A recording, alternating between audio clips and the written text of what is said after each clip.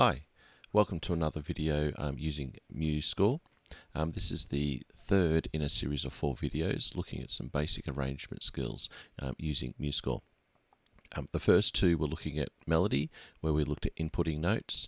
The second one was looking at harmony, where we were working at what notes could work with the melody notes. This one's looking at the embellishment, so we're looking at creating another track that's going to be a little bit more decorated. That creates a little bit more interest in the arrangement. Okay, and after that one, the next video is going to be looking at how to input a drum track into this. Okay, so let's get into this. Okay, so over here I've got my melody track on the flute, and I've got my completed melody track. You may find that you've got your other parts going down below now because it's getting a bit longer. My harmony track, I've got part of that one. I haven't got my completed harmony track sitting here for you to all copy. You can be able to create your own.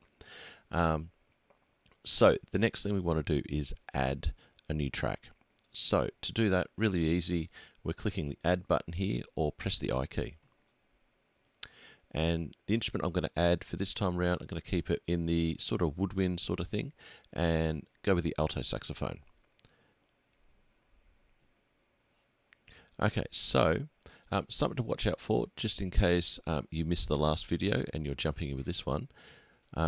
Just a quick thing on transposition. If you're seeing those sharps or flats, you may prefer to see it as a concert pitch arrangement when doing this task. So I prefer to see it as a concert pitch arrangement. So let's give this a go. What notes are next? So we're going to be looking at a copy and paste feature. So if you haven't used copy and paste, let's do this together. So first thing we're going to do is click on the first bar so we get that blue box. Now without clicking, so you can move your mouse without clicking, I'm going to use 2 fingers to scroll so that I can move my mouse down to the last bar.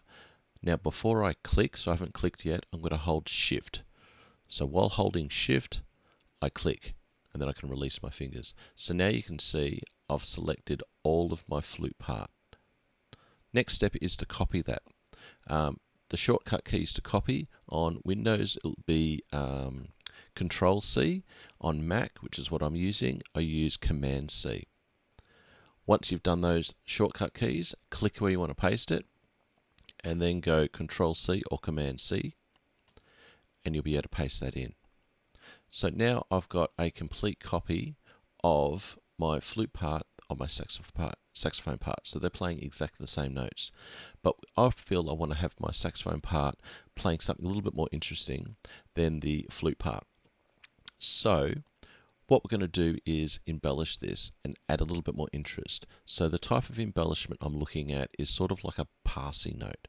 And passing notes are sort of notes that you walk through to get to the next note, which is what we're going to do. So let's see how this works. So I'm going to select this second note of my saxophone part, and then I'm going to change it to quaver over here. And then as you can see, quavers are shorter than the normal crotchets, and the computer knows this and put a rest next to it to make up for the time value of a crotchet. Now where this rest is, this is where we're going to be putting in the new note. So keep the original note, don't change that. It's putting a new note next to it. So I've got the quaver, I'm going to use that again. And then I'm putting the pencil. And now anywhere vertically here is where you can pick your note. So let's put a note in and have a listen.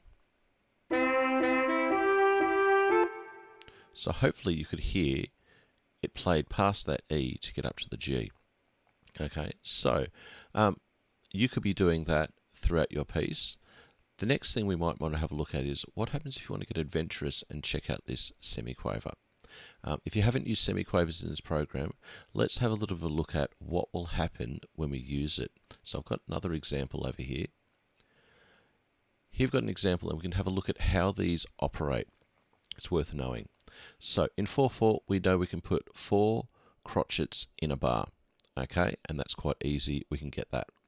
But if we use quavers, we can fit 8 quavers or 8th notes, hence the name 8th notes. And they look like these with tails, or you can have them grouped in 2 or grouped in this 4 setting is what this program will allow as well. Then the next one, the semiquavers, we can have up to 16 of these. When they look like by themselves, they've got 2 tails on them. You can group them in groups of 2, or you can have them in groups of 4. Okay. Now, what happens if you start combining quavers and semiquavers? Well, here's a couple of examples of what can happen. So I've got a single quaver, 2 single semiquavers. When you put them next to each other, the computer will join them up like this. So I can have a single quaver with the 1 beam joined to the 2 beam semiquavers. We could also do that in the reverse. So you could have 2 semiquavers and a quaver, and they can be joined up looking like this. So keep this in mind. If it gets confused, you've always got your undo button. So let's go back and have a go at putting one of these in. So next step is to pick where I'm going to do it. I'm going to pick it on this note. Okay, we'll turn it to a quaver by selecting the quaver. And then I'm going to select the rest. And now I'm going to turn that into the semiquaver. Okay, and now we're going to put the notes in where those semiquavers are. So we'll select the pencil. And then I'm going to make it go up a note. Actually, I'm going to go the note lower. That one. And then I'm going to go the next one down.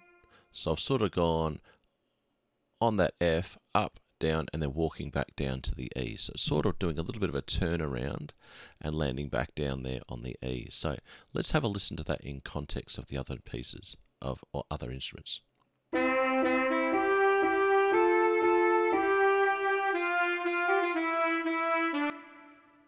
Hopefully you can hear that. It sort of did a little bit of spin around and landed back down on the E.